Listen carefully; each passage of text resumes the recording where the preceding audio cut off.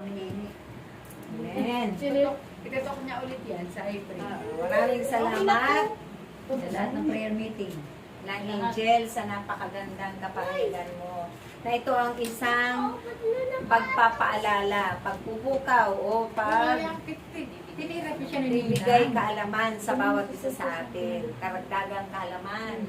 Pagpapaalala ng Diyos sa pamamagitan ng ating mga kapwa na sila yung ginamit para maibaba itong mga katuruan ito at tayo ay mamulat muli sa katotohanan na yung katotohanan itong magtuturo ng tamang gagawin natin sa bawat isa kasi kailangan magtulungan, pagkaisa.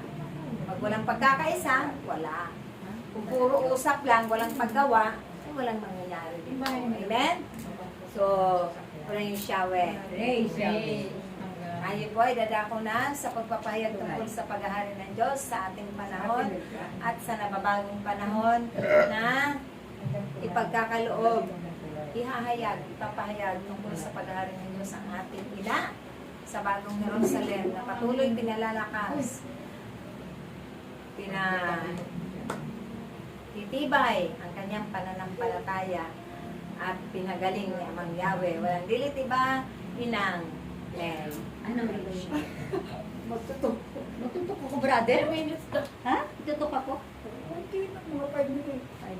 Yung ang banghelyo ngayon? Opo, share. Brother, yung ba yung ebanghelyo ngayon?